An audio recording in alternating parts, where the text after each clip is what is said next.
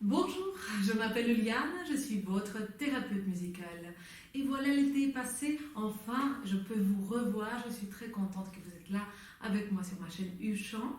Si vous voulez me soutenir, likez s'il vous plaît cette vidéo et abonnez-vous. Je serai toujours très heureuse de lire vos commentaires pour avoir les nouvelles idées bien sûr. Et aussi pour voir votre retour. Est-ce que ça vous intéresse de plus aller dans les détails vocaux ou vous préférez les thèmes plus généraux, comme je le fais le dernier temps? Voilà, dites-moi s'il vous plaît et on va commencer tout de suite. Alors le thème d'aujourd'hui que je choisis, je pense que c'est lié avec un nouveau monde dans lequel on vit maintenant, un nouveau regard sur les choses et donc je choisis la projection vocale parce que la projection c'est vraiment comme un regard vers la salle, un regard dans le cœur des gens.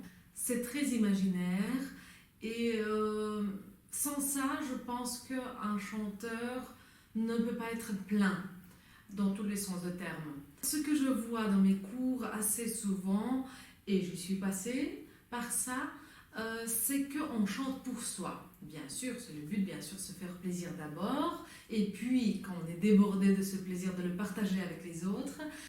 Mais je trouve quand même que c'est très important, avant de démarrer le chant, avant de faire le premier son, de viser déjà la grandeur de l'espace qui est autour de vous. Souvent, très souvent, on répète dans les chambres, dans les salons, et c'est déjà magnifique qu'on a ces moyens-là. Donc on peut déjà viser les coins de la pièce autour de nous pour faire résonner l'espace, pour écouter qu'il répond à nos besoins. C'est pas vraiment le cours d'acoustique que je donne aujourd'hui, hein, ça autre chose. Mais c'est lié aussi ensemble. Donc là maintenant quand je vous parle, j'entends la voix, ma voix parler, donc c'est même pas la voix de chanter, qui rebondit des murs, qui rebondit des coins, et c'est mon but, je le fais exprès. Si je commence à parler un petit peu pour moi comme ça, vous voyez, vous ne m'entendez plus. Donc je la projette, je projette ma voix. Voilà, je le fais exprès, je pensais à ça avant de commencer ce vidéo. Alors dans le monde chant, l'imaginaire est super important. Je pense que dans notre vie courante aussi, parce que sans imaginaire, le monde sera très pauvre et surtout notre vie sera très pâle, je dirais. Et donc, il faut absolument imaginer les espaces immenses. Souvent, pas toujours, souvent, on imagine quelque chose qu'on a déjà vu dans notre vie. Mais car on est occupé, travail, etc., on ne prend pas le temps de voir les choses, élargir un petit peu votre vision du monde, votre culture générale, etc. Parce que je comprends très bien, on est tous très occupés, surtout avec le temps qu'on a maintenant, notre tête occupée d'autres choses. Donc je suis là pour ça, pour vous montrer par exemple une petite image de la salle de concert, pour que vous voyez cette vision d'espace qui doit être autour de vous. Bien sûr, on n'a pas toujours le moyen de chanter dans les grandes salles, je suis consciente de ça. Maintenant, imaginaire nous aide à se retrouver dans n'importe quel espace. Regardez, je vous avais imprimé une jolie image, laissez ma caméra de s'adapter un petit peu. Voilà, regardez-moi ça. Regardez cette belle salle. Voilà. Donc on doit viser les balcons, le plafond, le fond de parterre. Vous voyez, pour chanter loin. Voilà, ça c'est une phrase très importante, chanter loin. Là, je me trouve dans ma salle de musique, à la maison. Qu'est-ce que je fais quand je chante? Eh bien, je visualise que ma voix perce les murs. Sinon, je vais toujours avoir le volume basique, on va dire, la voix qui tourne plus ou moins 1,5 m, 2 mètres autour de mon corps. Ce qui ne m'intéresse pas trop parce que j'aimerais que la voix devienne vaste, la voix devient brillante. Pour ça, je dois la projeter. Donc, les exercices qu'on va faire aujourd'hui, c'est exactement pour ça. L'image que je vous avais montrée est très importante. Vous devrez fermer les yeux Imaginez vraiment cet immense espace. Vous devrez viser chaque fauteuil. C'est pas juste oui, j'ai compris, j'ai vu l'image. Non, vous devrez le voir, vous devrez sentir l'air. Est-ce que ça sent du bois? Ou est-ce que ça sent le velours de fauteuil? Ou est-ce que ça sent la nouvelle dorure, la peinture qui était mise sur les statues, autour, sur les balcons? Vous devrez imaginer ça en détail. Est-ce que le parterre sur scène est dur, ou plutôt le bois est déjà ancien, donc ça rebondit légèrement? Vous devrez le voir en détail, s'il vous plaît, c'est important. Imagination en détail. Voilà. Et quand votre cerveau commence à y croire à ce qu'il voit dans votre tête, la voix devient, mais incroyablement différente. Elle devient légère, elle devient vaste, elle devient grande automatiquement. Ça, c'est juste merveilleux. Et surtout que ça vous demande beaucoup moins d'efforts. Maintenant, il y a un côté technique, bien sûr, que je vais expliquer. Au moment de la projection, bien sûr, il faut bien placer la voix. Notre bouche, l'espace buccal, est construite en manière spécifique pour justement projeter. Regardez, si ça c'est les dents, voilà, comme ça on voit mieux, voilà, ça c'est les dents d'en dessus. Donc quand je place mon son, il y a une partie qui résonne ici dans le sinus, dans les yeux, ça c'est les dents d'en dessus, je rappelle. Hein. Donc et moi je vise pour que le son passe au-dessus de ma bouche et frappe derrière mes dents au-dessus. Ici, d'accord? C'est très très important. Donc je vise de faire le son par ici. Ce point-là, vous pouvez le toucher avec la langue. Voilà, là derrière. Donc je vise et les sinus et le bout de ma tête et les dents. Surtout, visez cette partie-là. Pour vous aider, vous pouvez chanter en s'appuyant sur cette partie-là. Pour bien viser que les dents résonnent ici derrière. Voilà, donc on va déjà commencer à chanter, mais tout d'abord on va s'échauffer un petit peu corporellement. Déposez les mains en bas de votre ventre, on va respirer un petit peu. Quand je prends l'air, je gonfle le ventre. Quand j'expire, le ventre se dégonfle. Donc au moment quand je prends l'air, c'est le moment de relaxation. Voilà, ça va tout seul. Et puis, un petit peu, je travaille pour expirer homogènement toute la masse d'air qu'il y a à l'intérieur de mes poumons. On y va?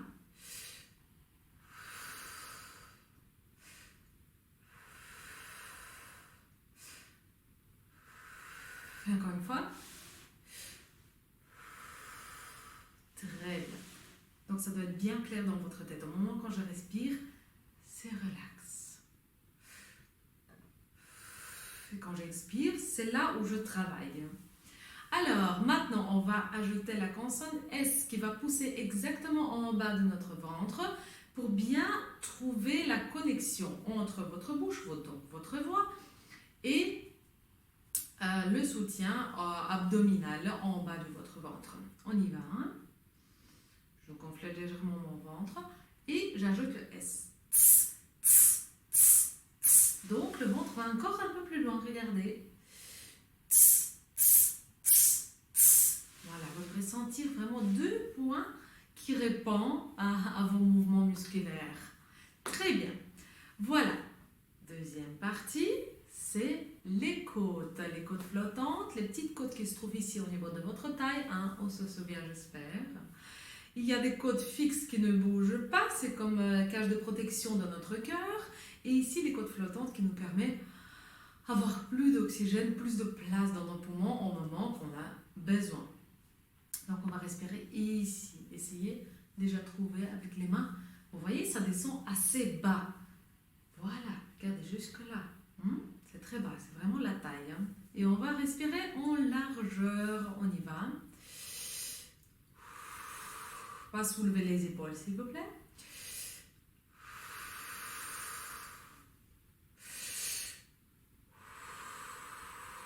Et encore une fois. En ce moment-là, votre dos travaille aussi. Voilà, très bien. On va ajouter la consonne ch. À ce moment-là, le ventre rentre à l'intérieur. C'est opposé de ce qu'on vient de faire il y a 1 minute. Donc, élargissez les côtes. Respirez dedans et ça doit être très actif, comme des danseurs et des danseuses de ventre. Très, très actif et tonique. Voilà, très bien.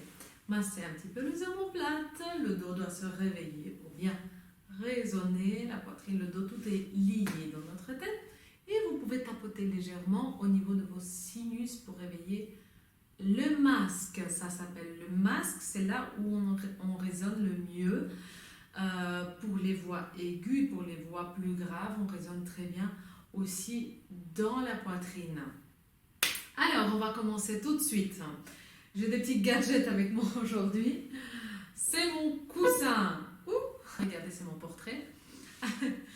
Donc, qu'est-ce qu'on va faire avec le coussin? Vous pouvez aussi utiliser le ballot. Qu'est-ce qui est mieux pour vous? Donc, moi, je préfère le coussin parce que je ne risque pas à casser qui que ce soit. Mais bon, si vous avez un mur contre vous, vous pouvez aussi utiliser le ballon ou taper le ballon par terre. C'est à votre choix.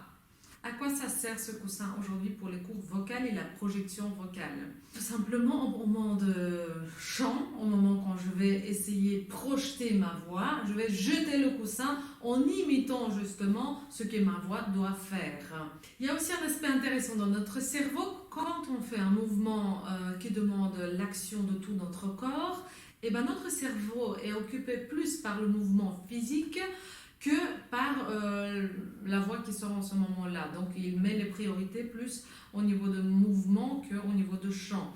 Qu'est-ce qui se passe en ce moment-là? Toutes les crispations au niveau de cou, toutes les peurs, toute la timidité, tout disparaissent d'un coup parce que le cerveau est occupé à ajouter un coussin. Alors, je vous montre d'abord l'exercice au piano.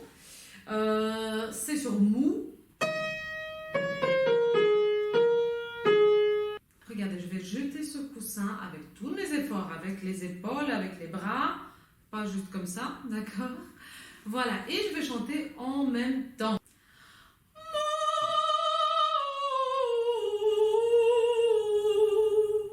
Voilà.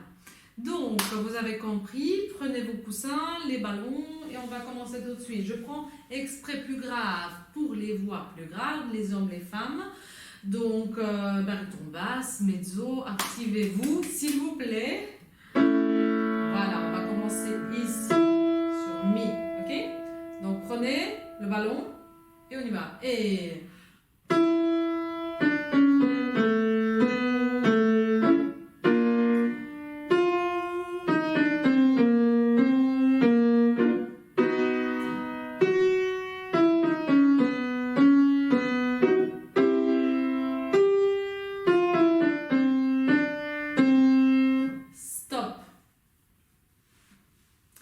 Ici, si jamais vous n'avez pas de ballon, pas de coussin, vous imaginez que vous jetez des fleurs, comme ça, d'accord? Mais le geste doit être entier, qui commence au niveau de votre dos, l'épaule, puis le coude, poignet et les doigts. Ça ne peut pas être un geste comme ça, d'accord? Ça doit être grand. La projection au théâtre est toujours grand. Tous les gestes, tous les sons qui sortent de la bouche des acteurs et des chanteurs sont toujours grands. Alors, au théâtre, tout est exagérément grand. On ne peut pas faire un petit geste comme ça. Donc, c'est toujours vaste, c'est toujours grand. Il faut remplir l'espace. On se souvient, la belle image. Vous devrez chanter là, au fond. Donc, pour jeter une fleur imaginaire ou peut-être une vraie un jour sur scène, je vais faire ça. Vous voyez, tout mon corps répond. C'est la même chose avec le ballon. Si je jette le ballon, je ne vais pas faire ça. Je vais faire comme ça, d'accord? Allez, on s'active. Et...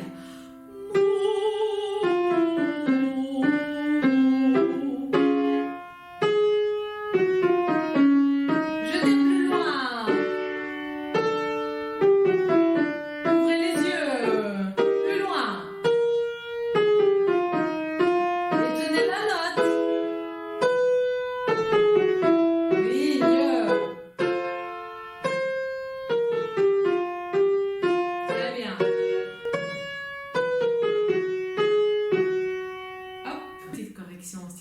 déjà regardé les vidéos précédentes, vous avez vu qu'au moment quand on monte dans les aigus, le visage s'allonge de cette manière-là. Donc la mâchoire descend vers le bas, très relâchée, pas forcée ici, c'est très relax. Hein. Mais au niveau des sinus et des yeux, les yeux s'ouvrent comme si on a reçu une agréable surprise. Ça va vous aider de remplir vos notes et de les rendre plus grandes, plus sonores. Hein.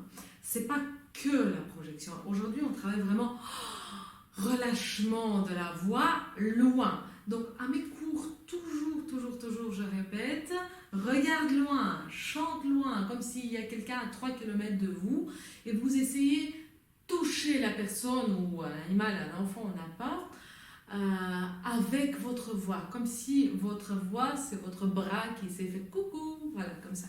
Ici, au ce moment-là, c'est pas un accent, la projection. Attention, c'est pas la même chose, c'est pas pam, pam, pam, pam, pam, d'accord? C'est plutôt je remplis, je prends l'espace et l'espace répond à son tour. Hein?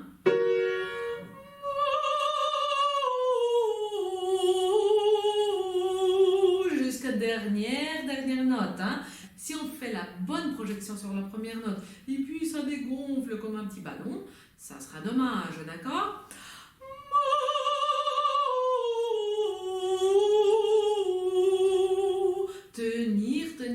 Tenir jusqu'au bout. On y va? Jetez les fleurs.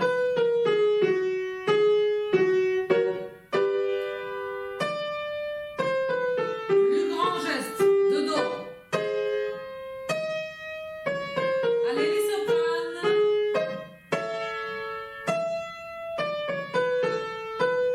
Portez. Encore. Là. Ouvrez les yeux. Et encore une. Et on descend. Jetez. Bien.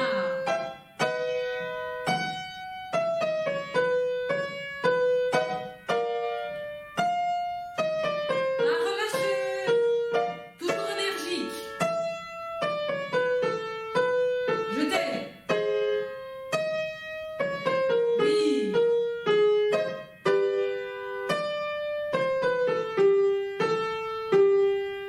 Et voilà, très bien.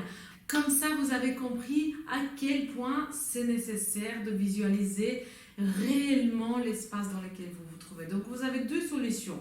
Ou vous prenez la pièce dans laquelle vous vous trouvez et vous essayez de percer les murs vraiment, voire par la fenêtre, ou même s'il n'y a pas de fenêtre, vous essayez de dire « je traverse avec ma voix la peinture, les briques, le béton, etc. » Et je vais dans une autre pièce et je traverse cette pièce et je brise les murs derrière cette pièce-là.